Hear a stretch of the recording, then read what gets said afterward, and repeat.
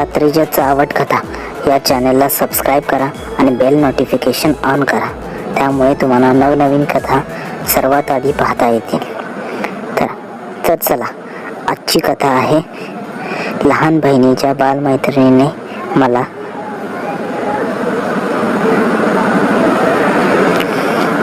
Friends,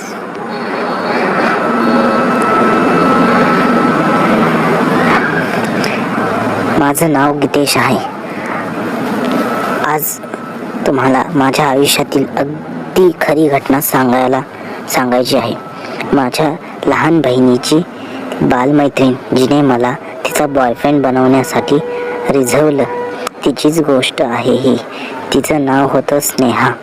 तिला मी शाळेत असताना पासूनच ओळखायचो. ती माझ्या लहान बहिणीची जुनी बालमैत्रीण असल्यामुळे आमची छान मैत्री होती. ती एका श्रीमंत घरची मुलगी होती. ती पाहायला सेक्सी होती. शाळेपासूनच मला तिच्याविषयी सेक्स भावना निर्माण झाली होती. तिच्यासोबत सेक्स करायची माझी इच्छा होती, पण तिचे खूप ठिकाणी लफडे सुरू होते. त्यामुळे मलाही तिने तिचा बॉयफ्रेंड बनवावं असं मला वाटायचं, पण ते काही शक्य झाले नाही. असे बरेच वर्षे गेली. आता आम्ही मोठे झालो होतो, पण मला तिच्याबद्दल तशीच सेक्सची भावना होती. हिने मला एकदा तरी हेपू द्यावं असं मला मनोमन वाटायचं. एकदा तिच्या घरी काही कार्यक्रमानिमित्त तिच्या घरी गेलो होतो. तिने अतिशय सेक्सी लेहंगा घातला होता. त्यातून तिची गोरी पाठ दिसत होती. मला तिच्या पाठीवर चुंबन घ्यायची खूप इच्छा झाली. हिला त्याच वेळी एका खोलीत नेऊन हेपून काढावी असं मला वाटायला लागलं. लगेच तिचं माझ्याकडे लक्ष गेलं आणि ती माझ्याकडे बघतच राहिली.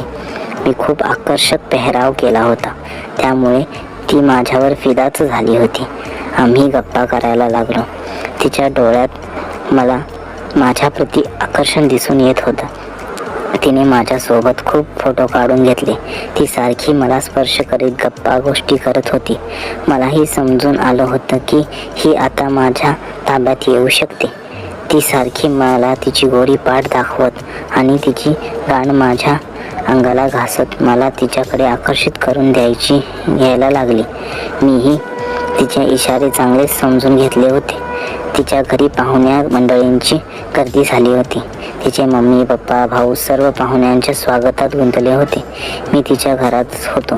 तेवढ्यात स्नेहा आली आणि मला इशारा करत सर्वांच्या नकळत तिने मला तिच्या रूममध्ये यायला सांगितले. मी सर्वांची नजर चुकवत तिच्या रूममध्ये शिरलो आणि तिने दरवाजा लावून घेतला. मी थोडा चपापलो.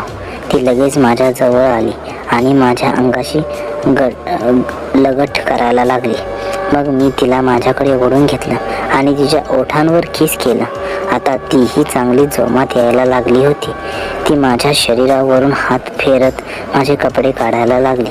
मी तिच्या गोऱ्या पाठीवरून हात फिरवत तिचा ब्लाऊज काढला.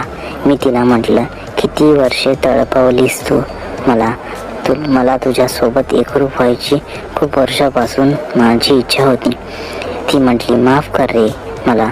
तू माझ्या बालमैत्रिणीचा भाऊ होतास ना, म्हणून मी थोडं दूर राहिले. याचा आता मला पश्चाताप होत आहे. मी म्हटलं, बरं झालं तर झालं. आता नको करूस पश्चाताप. आता आपण एकरूप होऊ.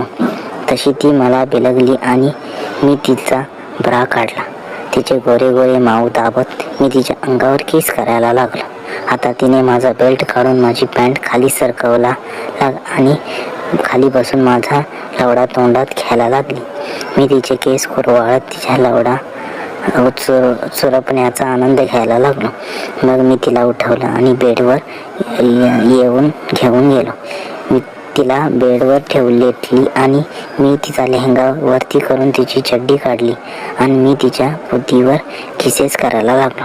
तिने पुद्दी क्लीन शेव करून ठेवली होती.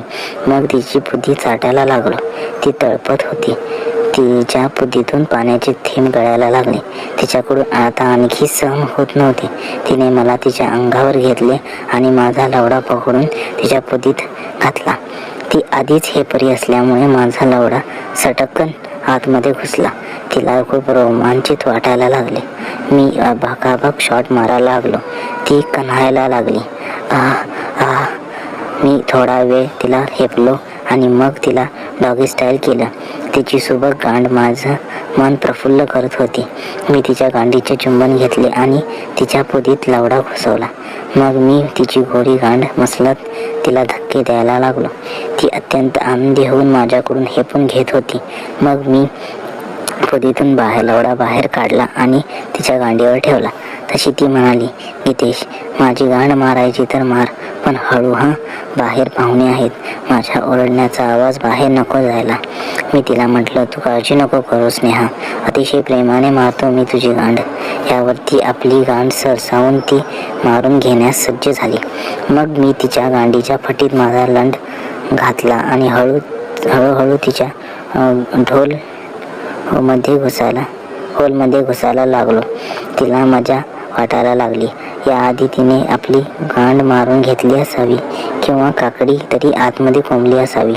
मी तिची गांड मारत राहिलो आणि ती मजा घेऊन पुटपुटायला लागली. मग चांगले 10-15 मिनिटे मी तिची गांड हेपून काढली आणि मग माझं वीर्य तिच्या गांडीवर सांडवलं.